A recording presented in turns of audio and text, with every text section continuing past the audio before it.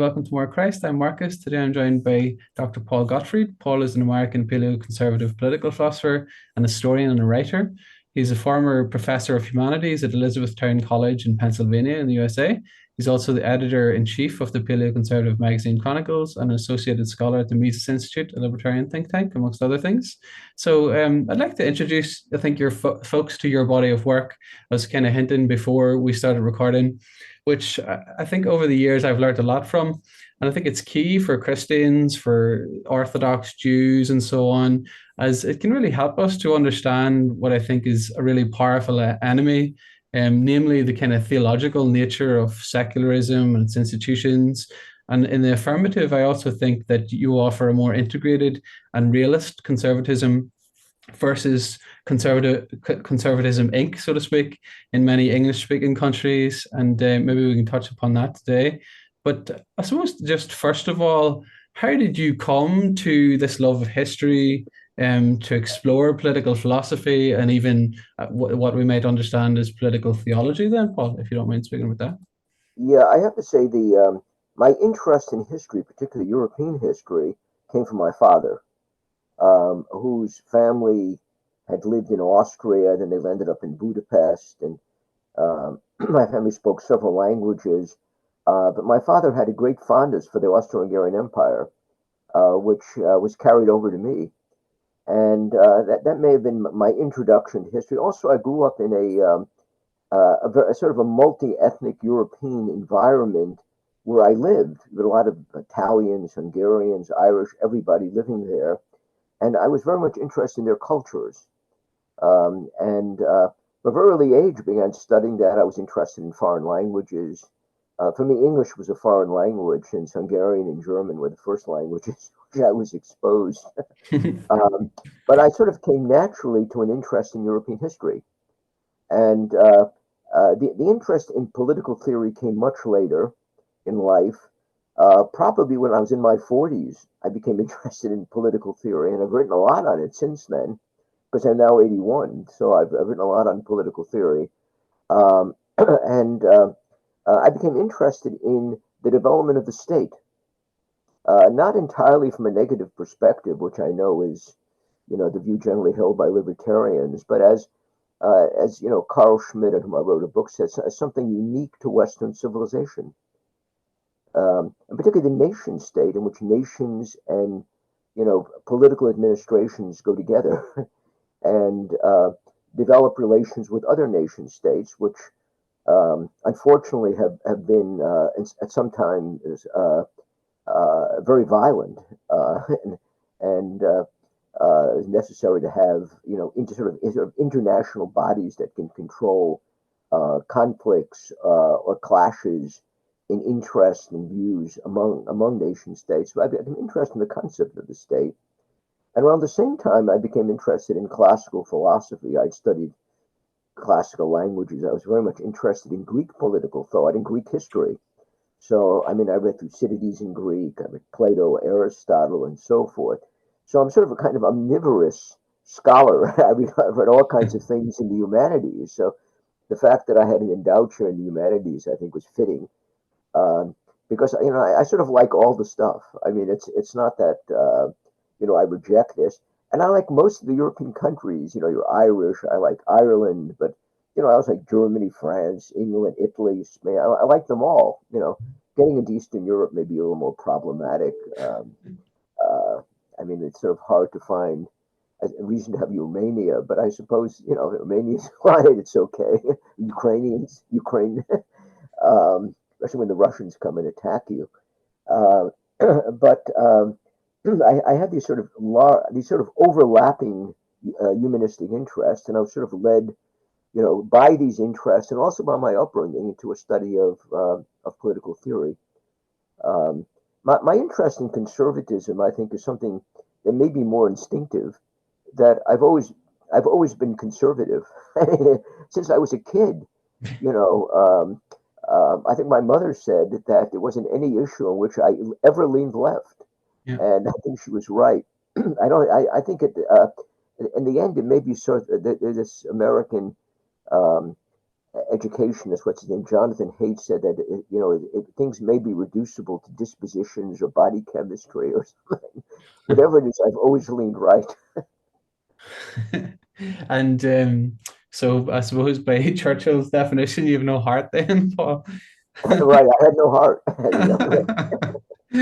No, that's a good one. So, thanks very much for sharing, Paul. And I suppose you and I have been going back and forth. Well, we had a few years ago with emails, and I most appreciated Mhm. some insights that you offered.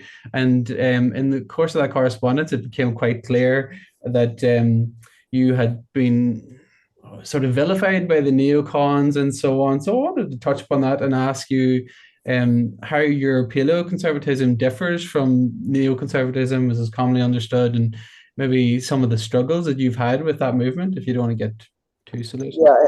I sort of hate to bring in Carl Schmitt here, but I think it is relevant that friend-enemy distinctions are important. And you ask, paleoconservatives or everything neoconservatives are not. I think they are, although both may be grouped on the right, although liberals, can tolerate neoconservatives because they probably stand closest to liberals and absolutely hate paleoconservatives. um, there is a shared uh, a shared body of belief, I think, between that exists between the two. I suppose you could say uh, that Catholics and Anabaptists also have shared belief, although they're not as their relation is not as conflictual anymore. It hasn't been for a number of centuries. But the paleoconservatives, I think, view themselves as upholding a tradition of small government and a cautious foreign policy, which to them represents the true American right. And some of them voted for Ron Paul when he ran for president. Other paleoconservatives, however, lean more in a kind of populist rightist direction. And most of the ones who were around in the early 1990s supported Pat Buchanan for president. Um, they they're religiously more diverse than people believe. Usually, they think that paleoconservatives are all Catholic or High Church Anglican. Actually, there are a number of Protestants, some Jews, others who are paleoconservative. Um, but I think it has remained predominantly Catholic, from what I can tell, uh, Mm. as editor of Chronicles magazine. Um, the uh, uh, the they also divide paleoconservatives, I think, very significantly between constitutionalist small government wing and what you see particularly among younger paleoconservatives, which is a sort of a right-wing populist aspect or faction. What keeps them together is they both hate neoconservatives. I mean, they've been marginalized and vilified by the neoconservatives. um, and I think I'm probably the one who has been beaten up by the neoconservatives the most over the years. And on some issues, I find I actually agree with neoconservatives, but it doesn't make any difference because I'm like public enemy number one for them. Because if you disagree with them on what they think is some basic issue, like bringing democracy to the entire world, um, or even their view of Zionism, which I think is important. That um, in the present struggle, I'm serving on the Israeli side. But if you ask me, is it necessary to support the Israeli right in order to be an American conservative? The answer is no. I think there are different issues. I mean, any more than I have to be, a Russian nationalist or something to be to be an American conservative. I mean, I'd be very strange. I'd be very upset to find paleoconservatives supporting Hamas. But if you turn on Fox News, which is a neoconservative channel, basically, what you see is, hysterical Jewish nationalism 24/7.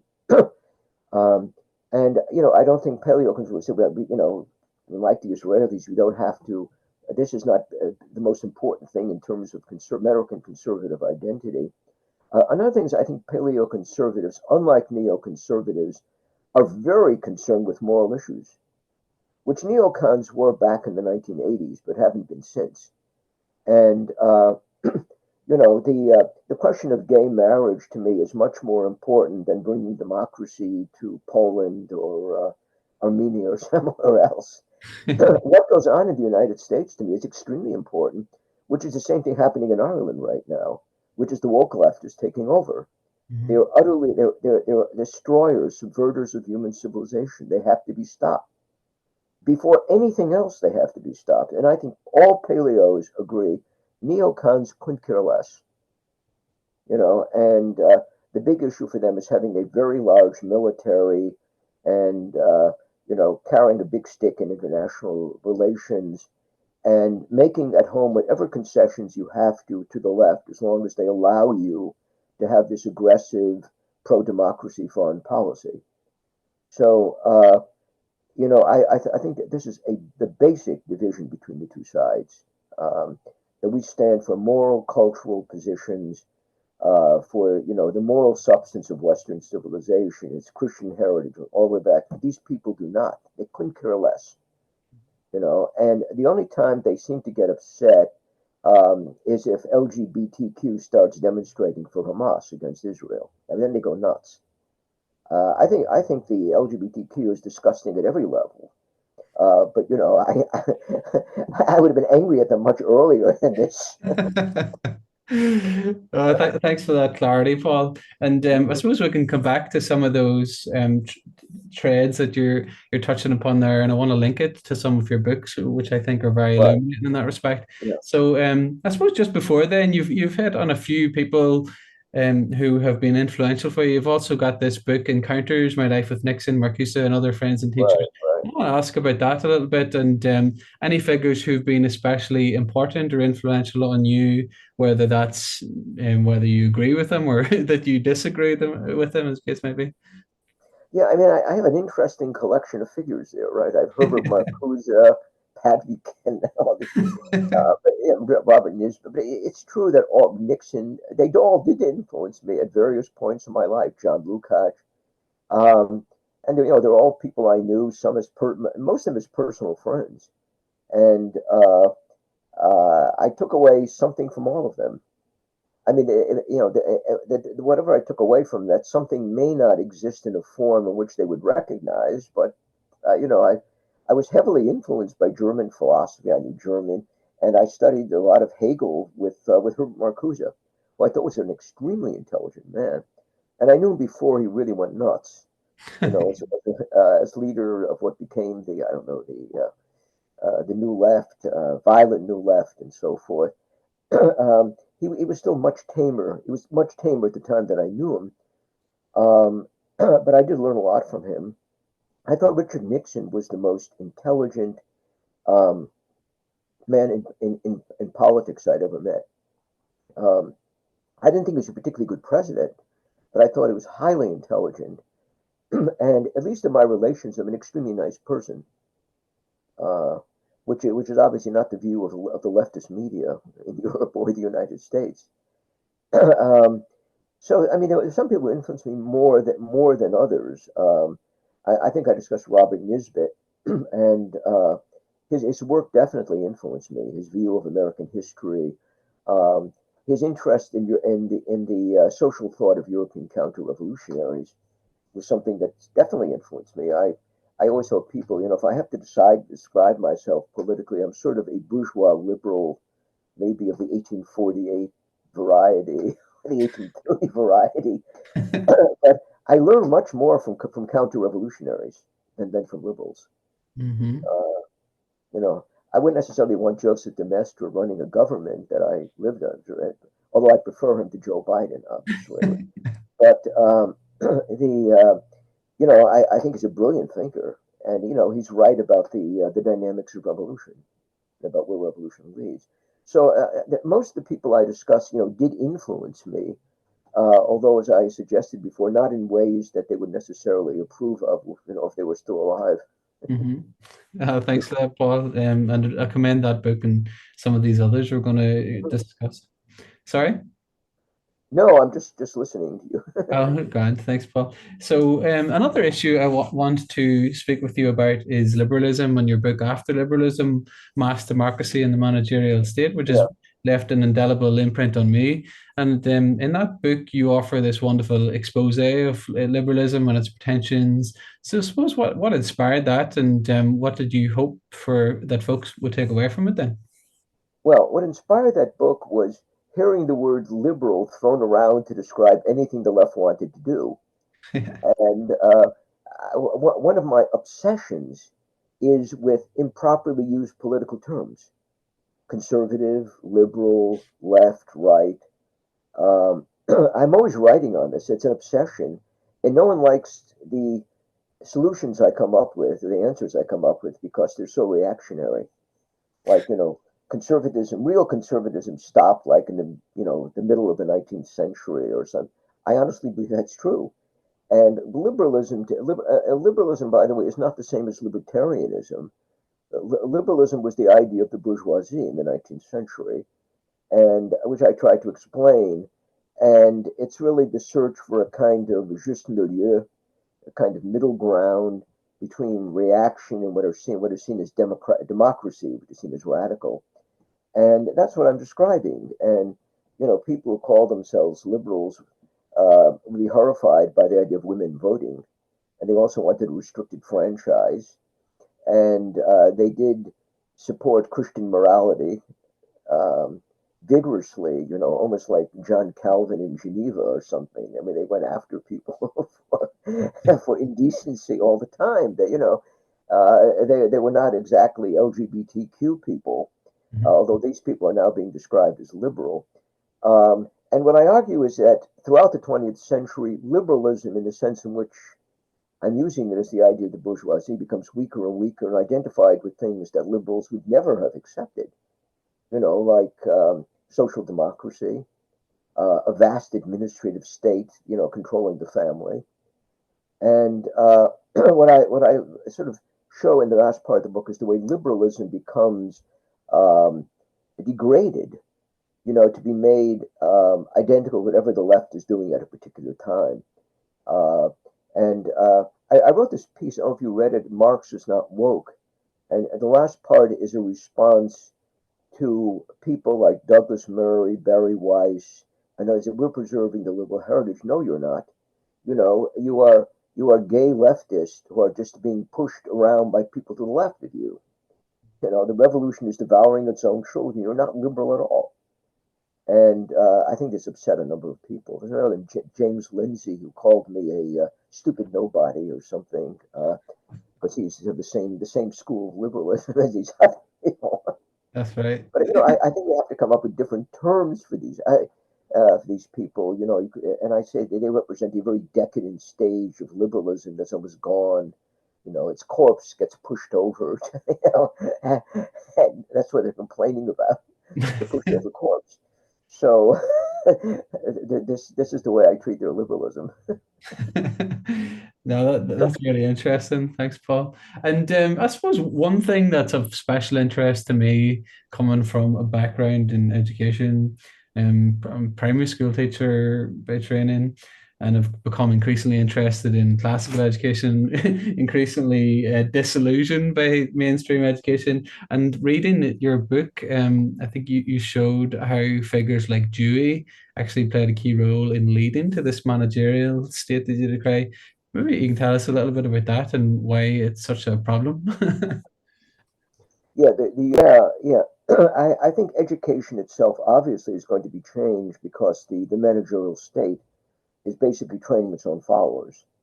So, I mean, what you have is managerialized, state-controlled education. I mean, just as we now have, state television, state opinions, state everything, and basically, what you have now is an alliance uh, of a woke replacement for Christianity as the state religion, with the managerial state, which wants to control everything. And it is an alliance with what we might call crony capitalism, these large corporations which push the woke ideology and also are obedient to the state. And this obviously has an influence on education, state education. The, I mean, one should not be surprised that people are trained to be totally obedient to the state. I listen to um, even people I've known for many years uh, who tell me things like, well, you know what's happening in these cities now is these right-wing anti-Semites have taken over, and they're all Trump voters, and they're the ones who are rioting. Well, I say, gee, when I look at my television, even at CNN or these liberal, these look like Muslims who are rioting, crazy college students, LGBT, BLM. This is, I mean, where are these Christian anti-Semites from rural areas? I don't see them at all. I said, oh no, they're and yet we only have to take down their names and investigate these people. Um, it's like living in Nazi Germany. I mean, the things, and this, a lot of this is the educational system they're going through. It's not just the media; it's the educational system. The teacher, the public school unions, your teachers' unions, are made up of woke maniacs, and of course they're entirely in alliance with the state, and they're supported by the state, which tries to discourage private education in the United States. Um, so I don't think one could exclude education or popular culture. This I think libertarians like my book After Liberalism because I go after the welfare state. Uh, but you have to go after the welfare state because it morphs into what we now have. Sometimes I offend people profoundly by uh, by saying that one thing leads to another. Like there's no way you could look at the civil rights movement in the United States in the 1960s, the government agencies it creates, government surveillance of our behavior, and so forth, and think this is not related to what's going on now. I mean, you have these. It's a revolution that continues, and becomes more and more radical over time. But you cannot deny where it starts. And public education and the welfare state are beginning points to understand why we are living in this controlling totalitarian world culture and police state. There's unless you have the things I discuss in After Liberalism, you're not going to get to the stage in which we're living right now. Mhm. Thanks, Paul. Fortunately, a pretty bleak picture in many ways. But actually, to your book and to your work more broadly, is there a real populist alternative to the mass democracy that you decry? And I suppose let's look at that in light of the recent events and the inflamed tensions in the middle with what's happening in the Middle East and everything. Yeah, I think there is. I think one of the advantages of the populist right is it comes out of mass democracy, right? I mean, it's we're not returning to the ancien regime or life you know Irish clergy running the country or something. We're not going back to that. Of course, the Irish clergy now are probably radicalized what they were like in the 18th century. Uh, but in the case of the populist right, they're born of mass democracy, and they represent more democracy than we have right now because they're revolting against pseudo-democratic elites that have used mass democracy to appropriate all power to themselves. So, I mean, this I would argue is not conservatism, but it is the right, and the right is a counter-revolutionary force. It is a reaction against the left that we know that the populists represent. Um, whether they'll be able to turn this into a pushback against the left, which undoes what the left is something that may not be possible. I don't know. I mean, the left has been so effective, the woke left in the managerial state in so many Western countries at the same time. I mean, they all sound the same. They have the same governments. Europe has developed these phony coalition governments made up of indistinguishable woke leftist parties, which then make war on everything that is right of center. Germany is, the most egregious case of that. Um, And of course, the Democratic Party and the mainstream Republicans are pretty much the same here. It's only when you get to the populist right that you see a difference. But we have in the United States 40% of the people who probably would identify with the populist right. What we don't have is a good leader. I think Trump is a very defective leader. He's incoherent. He's an egomaniac.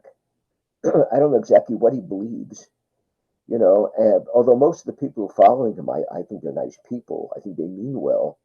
But you cannot have a good populist right without a good populist leader. Now, in Europe, you do have good populist leaders. I'm looking at France, like Maréchal Le Pen, Marine Le Pen. They're fine. There are people in the AfD in Germany who I think are excellent. They're not going to get, they're not going to get power. They don't have as large a following as the populist right does in the United States. But I think they have better leaders. In Italy, they do. But we have numbers in this country, and we have red states and we have rural areas there, like where I live, where everybody is on the right politically.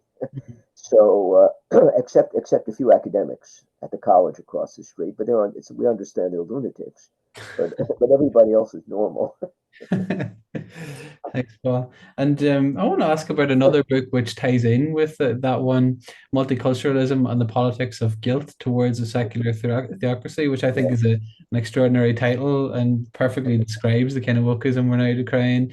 And this was from 2002. So perhaps you can tell us a little bit about that and how the state has evolved from the kind of managerial state to even therapeutic state, and why that right. should give us some serious pause.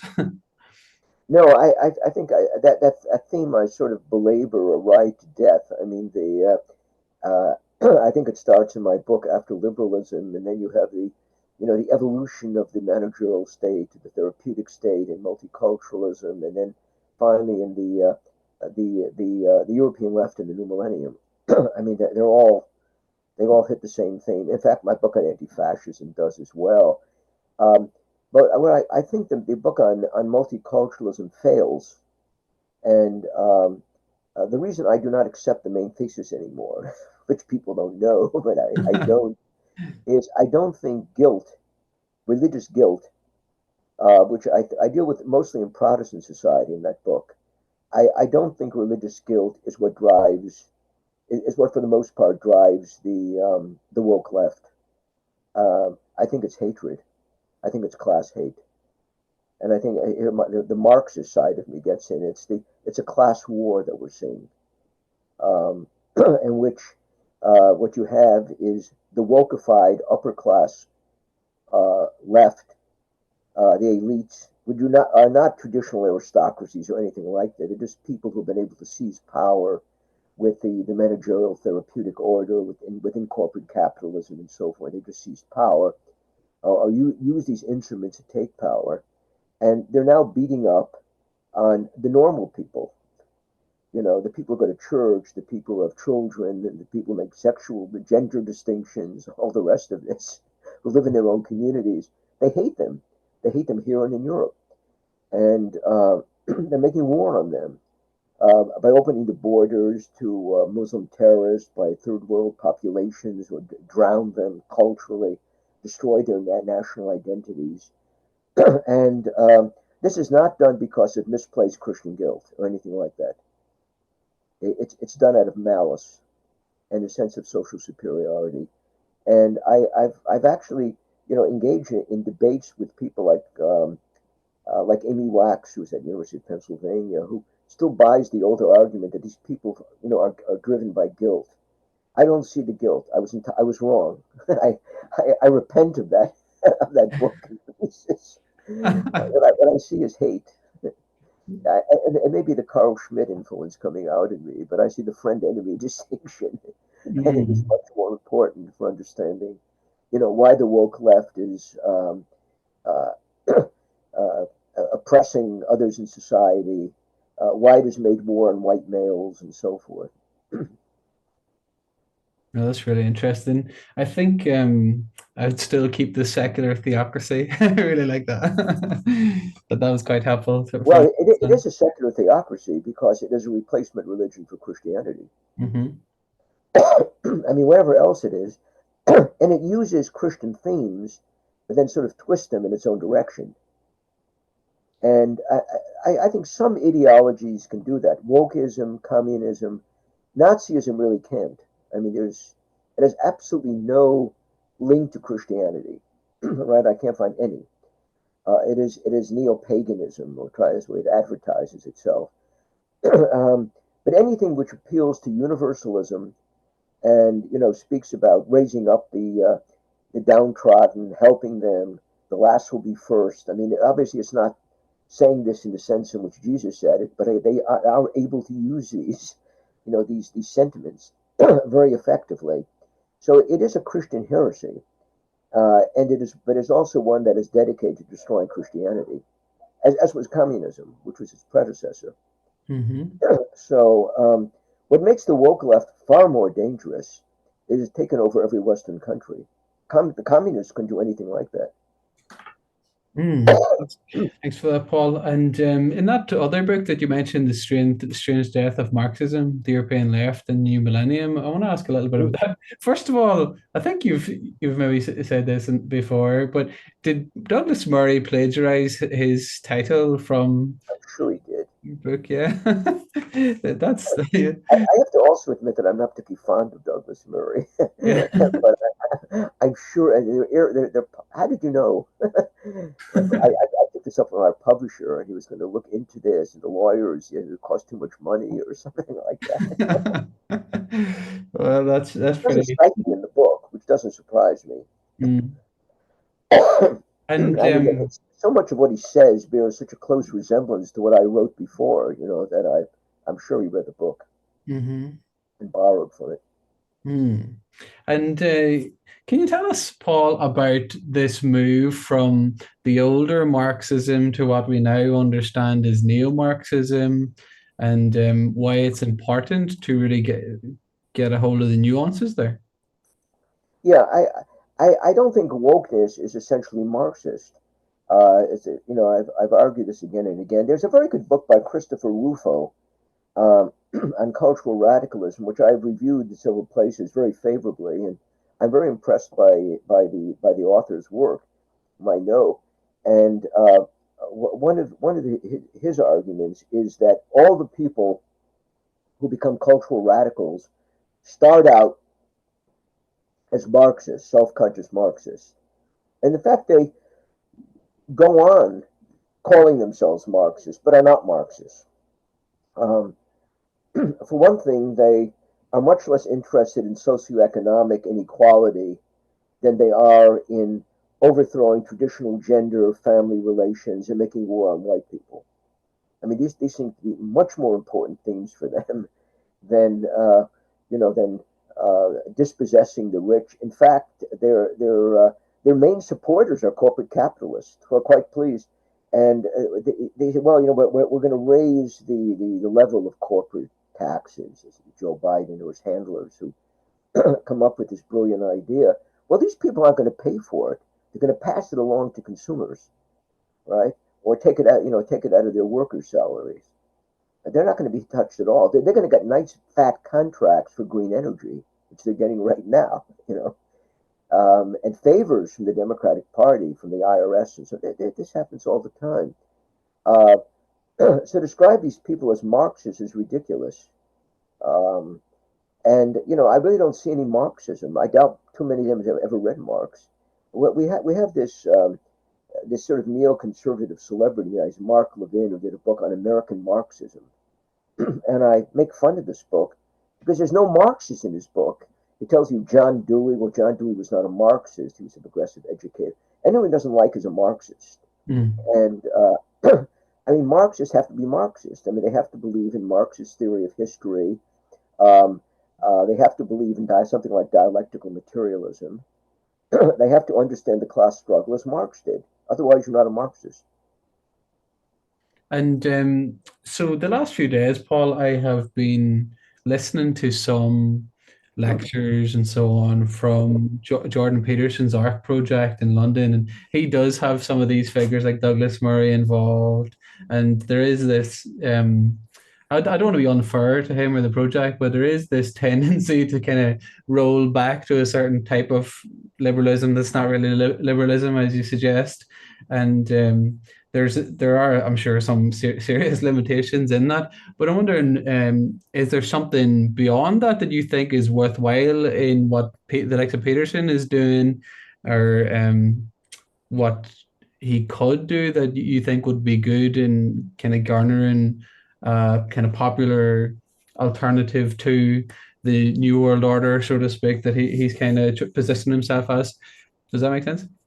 Yeah, I've listened to Jordan Peterson, and I've not been exactly edified. I mean, I don't find him that interesting. Douglas Murray, by the way, whom I don't like very much, is very glib. Um, you know, his conservatism of being an atheist and a homosexual. You know, these are his credentials, and he ran the neoconservative something fan club in England and wrote a book on them. He's perfect for our conservative movement. There's not much there that will offend the left. Um, Jordan Peterson has suffered a great deal, as I say, for saying things that I don't think are particularly provocative. But I think it probably tells you something about what Canadian academic society is like. Mhm. um, there's somebody else in Canada named Richard Duchesne, who's actually, I think he may even be part black, and he writes attacking pluralism, democracy, liberalism, and he used to be a professor in the Maritime, Canadian Maritime. I think he may have lost his job, but and he and I have been debating about all kinds of things. But he obviously is somebody willing to take, to go out on a limb, to take risky positions. I do not find that in Jordan Peterson, which makes it even more interesting that the Canadian academic establishment has really gone after him. I mean, you don't have to do very much to provoke them. No, that makes sense. Mhm, Thanks for that, Paul. And you write about this post-Marxist left as a kind of quasi-political religion. mhm. I suppose in line with what we've been talking about, what are some of its key dogmas, and how might we begin to expose them to a culture seemingly desperate, I suppose, for meaning and increasingly attracted to these Yeah. secularist religions? Well, one of them is the belief that the white race, particularly the Western white race, and the male gender in particular, have oppressed the rest of humanity and degraded them. And the only way we can change the system is to sort of go back and try to undo the effects. So you have to do things like rewrite history books, smash statues, which they do all over the place. I mean, they're the most extreme iconoclast. Literally, I mean, they're just smashing statues and renaming things, um, and doing whatever you can to privilege black women or people who are about as far away from white males as you can get. You turn on American television, all advertisements, now feature, well, typically black women. If you see white men, they're married to black women, or else they're homosexuals. Um, so what they're doing is sort of, just changing the entire culture to fit the victim narrative, and their preferred victims. Um, by the way, I don't think it has much to do with uh, postmodernist literary curve. I've never bought any of these arguments. I think it has to do with a radical egalitarianism, um, and a class war, in which the radical egalitarianism is hypocritically manipulated by people at the top. Um, I do not put my faith in Jordan Peterson or Douglas Murray. If so, political salvation is to come, it will come from the populist right. I don't see anywhere else where from, and as the populist right um, cannot is fighting for democracy against elitism. It's just doing exactly what these hypocrites on the left claim to be doing, um, and wants to dispossess them. So this almost follows a kind of classical Marxist script at the at the end of the day.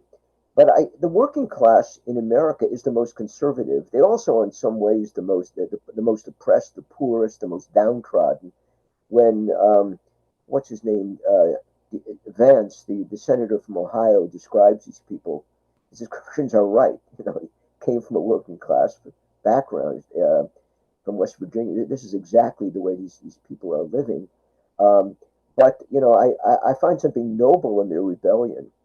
Um, I don't expect the intellectual class to be that. I mean, here I suppose I'm a little bit like Karl Marx himself, that I expect less from the intelligentsia than from the revolutionary class at this point.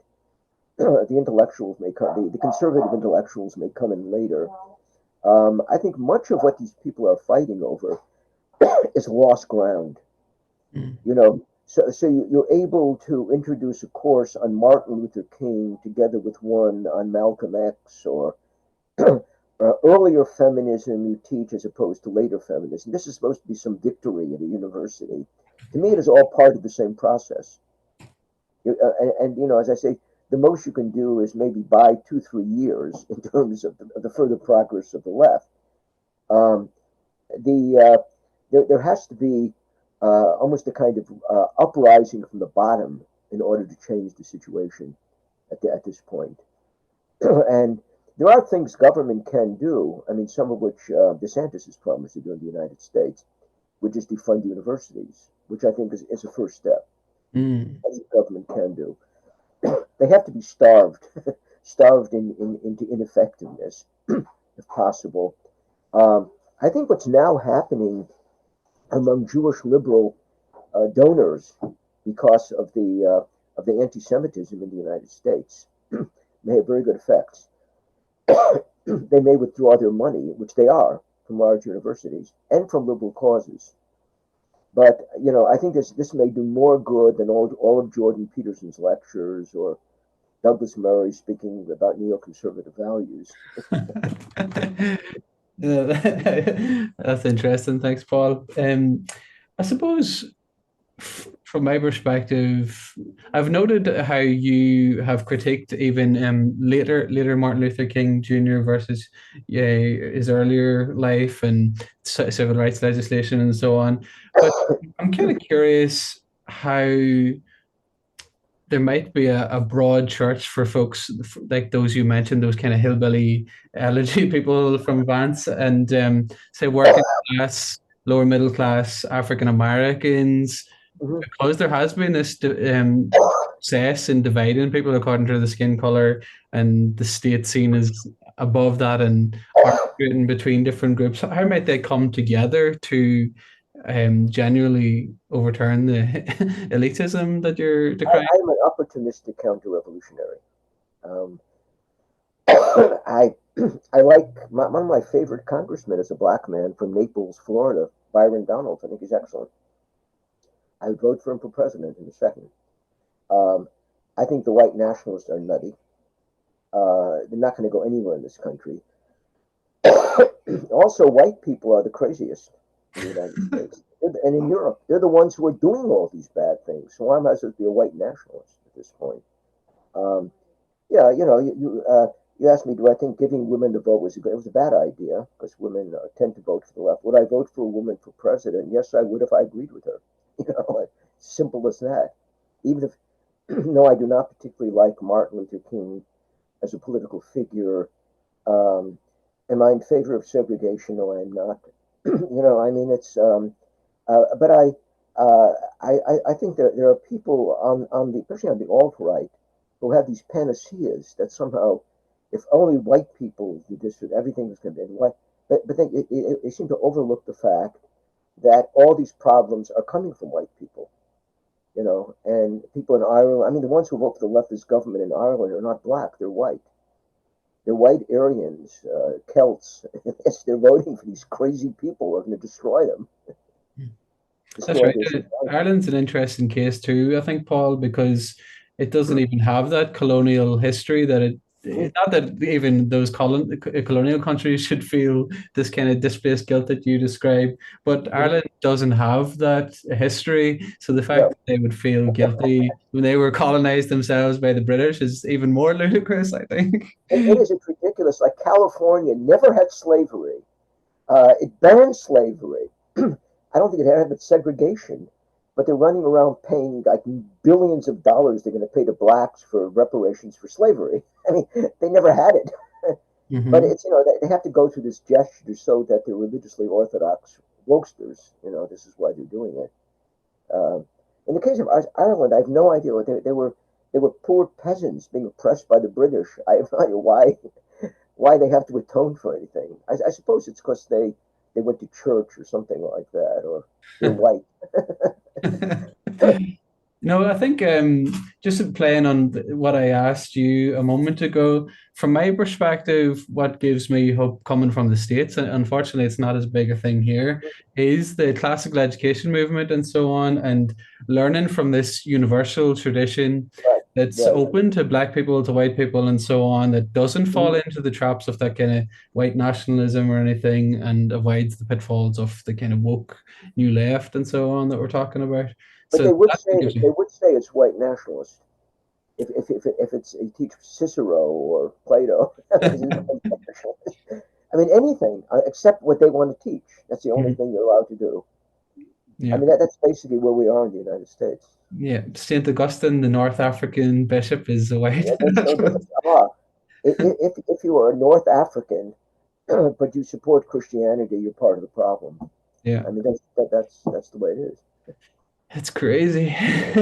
But I want to come back to something you mentioned earlier, Paul, and your book on fascism, the career of a concept. So, one of the problems that you mentioned are how these new ideologies and their denizens abuse language. And in much modern political parlance, unfortunately, everyone is a fascist or a Nazi. You've actually written this important book about fascism and some of the nuances around the term.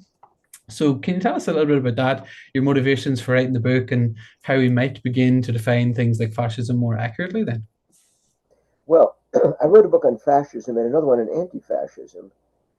I wrote the book on anti-fascism because I was urged to do so by Stanley Payne, who's the leading historian of fascism.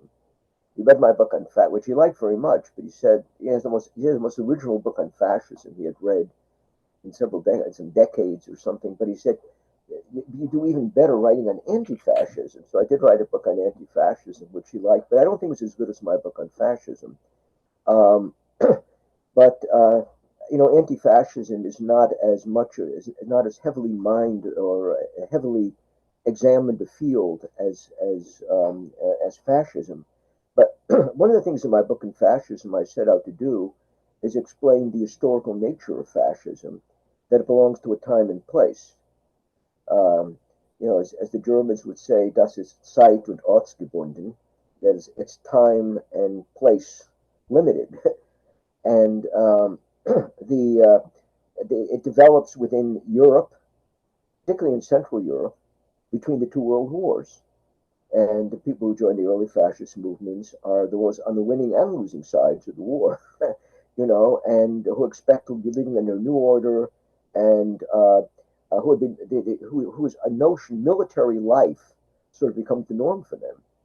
So many of them are fighting for national causes, and fascism spreads across Europe using in some cases, the Italian model or an idealization of the Italian model, because Mussolini's government really didn't function very well, although it produced beautiful architecture and art and stuff like that. Graphically, it was good, but economically, it didn't do very much. Because as we know, most of Italian industrialization occurs after World War II. So Italy remains a poor agrarian country under the fascists. But this is not the way it's seen internationally. And what I argue is that fascism, A, has to be distinguished from Nazism, which is a variant, a particularly brutal, although not typical variant of fascism, which is also incorporates elements of Stalinism.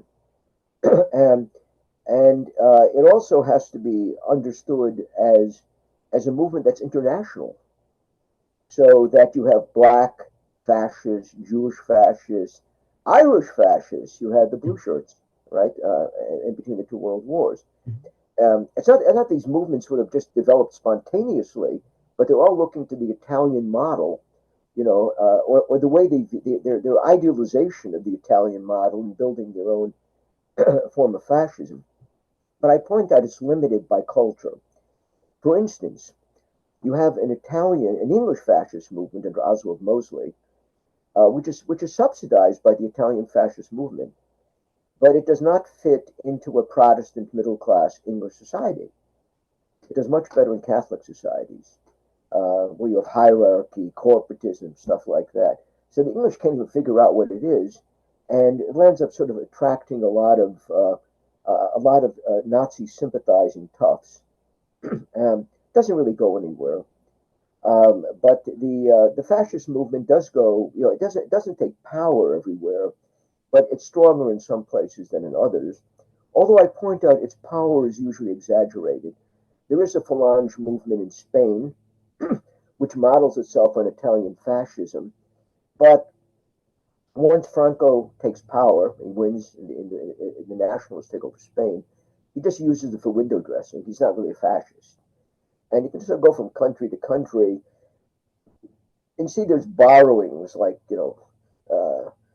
background, how you speak, playing the role of the leader and so forth. But Italy is like the only semi-successful fascist society. But then, of course, you have the Germans coming along and presenting this absolutely brutal version of fascism. And by virtue of their military power and their expansion, they pretty much absorb Italy and other fascists, or try to absorb them to look more like German Nazism. My argument is they really don't. And at the end of the day, the people who collaborate with Hitler in the countries he occupies are not fascists. They're just people willing to collaborate, and they're not necessarily even on the right. Um, but the fascists do acquire, because of their association with the Axis powers, a very bad reputation. And they also will become associated with Hitler's final solution and with extermination camps and so forth. So now, if somebody's a fascist, you're saying that person would be in favor of mass extermination in a Nazi concentration camp or extermination camp. So you're not just saying, well, gee, that person, sort of reminds me of Mussolini in 1923. No, you're not saying that. You're saying that person is like Eichmann or Himmler or Hitler or something. Mm-hmm. And through the activities of the left, as I showed anti-fascism finally comes to mean anything the left is opposing is fascism, right? When the Marxists defined the terms in the 1920s and 30s, fascism was an advanced stage of capitalism. But they sort of give you a rational explanation. As time goes on, fascism becomes less and less associated with reason, and becomes simply a term of contempt that you hurl at somebody to marginalize him or her. That's what it is today. And if you call me a fascist, you're saying I'd be in favor of Hitler's final solution or something like that, right? This is something which the woke left uses very effectively, much more so than the communist. And people say it goes, anti-fascism goes back to the communists, but it really is it's having its heyday right now under the woke left, as I show in my book on anti-fascism. Mm. And somebody you mentioned, I think before we started recording, perhaps, was Thomas Hobbes. What's the relationship between the anti-fascist movement and figures like Hobbes, who you point to at the end of your book on anti-fascism? Then, well, I think I do have I don't know if you read that book. I do have a mini chapter on Hobbes and on Hobbes' nominalism and epistemology. could you describe that? Could you speak about that a Yeah, little I'm bit? always fascinated by Hobbes. Hobbes is, I find, the most fascinating thinkers of all times. I'm a real Hobbes fan, and he does talk about how words only have we don't really know what words mean because our minds may operate differently and we perceive things differently. Things for geometric propositions we can all accept. For some reason, these early modern thinkers were doubtful about perception, except for Locke and the empiricists. But most of these thinkers, so we can only be sure of things that are mathematical. This is also in Spinoza and others. But Hobbes thinks that we sort of guess at what words mean, or we associate words with things that are that. So if I see this pen and somebody calls something you write with a pen often enough, I may get the idea of what it is. But we can never be sure what words mean. And then in a very memorable passage, he says, "Therefore, we need a sovereign who will tell us what words mean, because otherwise we'll just be confused." And I said, this is what the modern therapeutic managerial state does. It tells us what words mean. It tells us what fascism and anti-fascism. It may change the meaning, depending on its own interest, but words mean what those in power tell us they mean. So I think what Hobbes Hobbes is almost predicting our own situation. That's really interesting. Thanks for that, Paul, and I'll commend people to read those books as well. So I want to ask you about Strauss, and what motivated you to write a book about him, and how you ultimately view him from a more paleoconservative perspective. And I'm thinking of this primarily because some American conservatives recently have been trying to offer a kind of Straussian reading of things like the Barbie movie, which I thought was a bit cringe.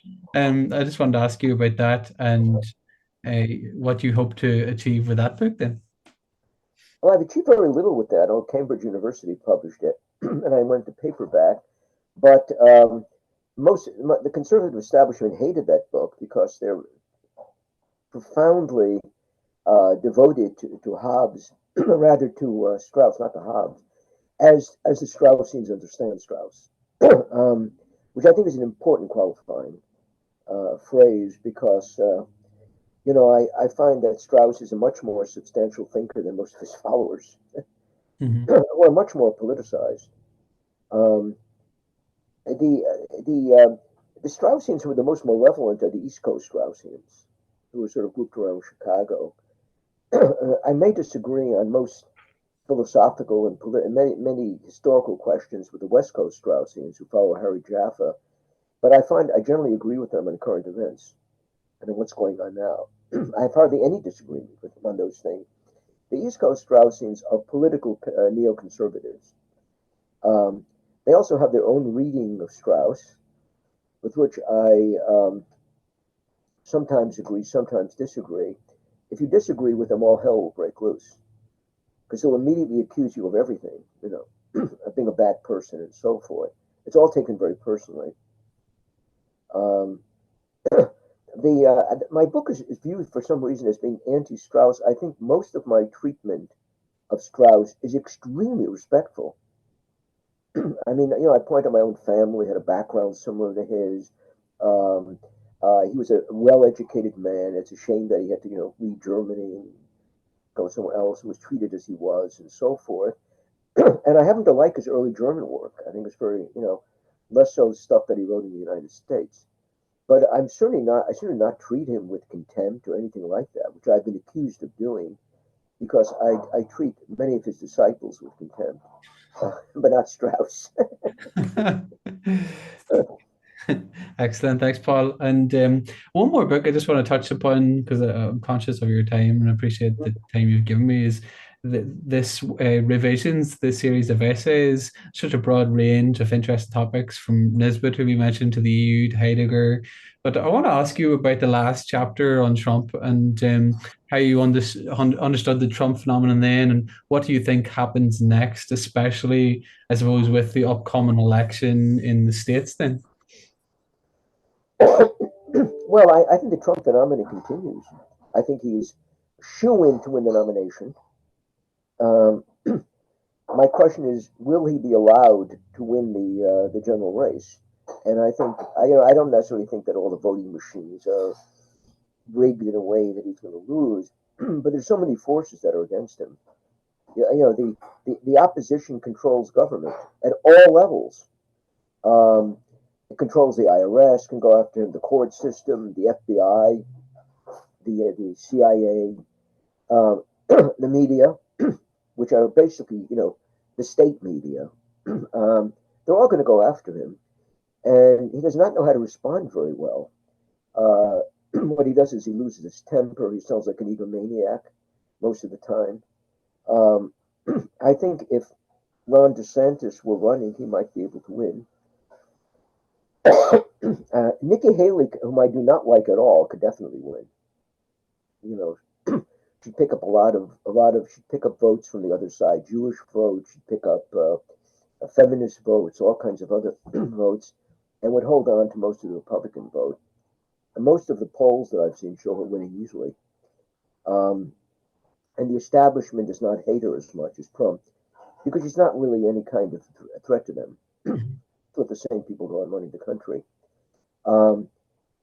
Trump may let them, the same people, because he really does not have the imagination or the willpower to do anything. He's basically concerned about his own ego, as far as I can see. Um, but as president, he was not bad. I mean, I tell people I give him a B minus rating. Most of the others I give D or F. So, I mean, so he wasn't that bad. Um, but if he did manage to become president, which is unlikely, because they're going to pull all stops, to get rid of him. I don't expect that much. I mean, he might go on a revenge tour for about 6 months, and then his interest will go somewhere else.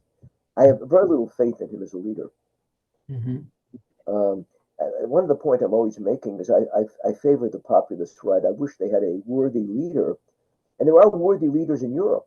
They just don't have very much. They're just, someone like Marine Le Pen or some German members of the AfD or um, Giorgia Meloni in Italy, some of the people in her party, they're fine. We just do not have, I don't think Trump is the intellectual equal of these people. And he does not have the self-restraint to be a good leader. Thanks for that, Paul, and thank you for your time today. So I suppose just to close this evening, like myself, and based on what you just said, you seem quite pessimistic in some ways about the political order and much of modern culture. But and you've said in the past, I think you don't want to be around to see what happens after the trans thing. And I can really appreciate that. But I suppose what ultimately gives you hope for the future, then, if I might put it that way. I do. I mean, I think these Western countries have such advanced technology, medicine, everything else. They're going to be around for a long time. People say it's like the Roman Empire. Well, it's not going to be like the Roman Empire. There was an economically primitive society we're talking about, ancient society. The United States has tremendous military power. It has resources. Um, Even though the government is committed to degrading white people and males and this, it will use white males, to fight in the military if it has to. So the United States is, well, all Western countries are morally and culturally degraded, but they can go on functioning as political entities, and they have the economic and the military wherewithal to do that. The real question is, can they, can they become moral cultural forces for good again? And that remains to be seen. At this moment, I'm very pessimistic. Um, my hope really does, rest with two things: the populist right and the possibility of the populist right finding adequate leaders. I don't see I don't see the Washington establishment saving us. I don't see neoconservative celebrities on Fox News or Douglas Murray doing this, or people who want to return universities to second stage feminism rather than third stage feminism. This is all nonsense. So they never invite me, by the way, to speak at any of their conferences because I tell them this is all nonsense. And where can my viewers or listeners find out more about you and your work then, Paul? Well, I can go for another 5 minutes. The basic problem is I get hoarse after because I've been on several. I've been on another podcast before this one. But if there's another question that occurs to you, please go ahead and ask it. Yeah, that's just a general query based on our email correspondence. You said you're particularly drawn to Reformed Christianity and Reformed theology. I thought that was quite interesting. Yeah, What is it about yeah, the Reformers that you find particularly appealing? yeah. I am actually drawn to the notion of justification by faith, which is, I suppose, a Protestant idea. Um, that although I recognize there are other Christian culture equally valid, but the idea that people are saved through an act of faith, through not through ritual or any acts of that. These things come, or you have virtue ascribed to you through grace, which is something freely given by God, which Christ provides. I find this a very attractive idea. And for those who don't know, your background is Jewish, isn't that right? Yeah, yeah. That's great. But I actually I was heavily influenced by Protestant thinking. but never formally changed, became one, because I cannot accept theologically the notion of God's vicarious atonement on the cross, because it is sometimes so it's inconsistent with my Hebraic notion of God, my classical notion of God. I would become a Christian if I could accept that. Oh, that's really interesting. And have you read N.T. Wright's work, for example, Paul? Whose book? The biblical theologian N.T. Wright or Tom Wright? No. Should I? I think so. Mm-hmm. I would recommend that to you. I think he deals with that in his book, the day the revolution began, Mm-hmm. showing a very different perspective to a lot of that traditional, which he doesn't consider really traditional Christian Right, thinking on the right. matter. So I'd be keen to hear your thoughts on that, actually. But another view that I hold is that Christianity is vital to the restoration of the Western world. You kind of it cannot be the idea of a post is ridiculous. I mean, it's just not going to work. Or neo-pagan religion, I find to be absolutely laughable. Hmm. What some of these French neo-pagans come up with. I Actually, mean, you have to, civilizations operate within a certain framework. You cannot throw that framework and say, well, we're going back to the original thing. Christianity is just a rip-off on Apollo paganism or something. This is ridiculous. mm, So now I think there is a Jewish Hebraic foundation to this. I mean, the morality that we're fighting for is Old Testament morality, essentially, and we're losing. And there are very few Jews who seem to care about it because they're so fixated on dealing with an imaginary Christian threat, as I've argued. yeah, and I appreciate that. I think people will have to, I'll point them in the direction of some of your talks online as well. And you've also got a series of really interesting talks with Tom Woods, whom I love. So Right, right. I'd recommend all of those as well as the books that we mentioned. Thank you so much again for your time today, Paul. I really appreciate it. And God bless you and your family. And I hope you continue to have hope for the future despite these terrible political times. Terrible age, yeah. However, the terrible age has the advantage of advanced medicine, which That's helps true. somebody of my age. That's true.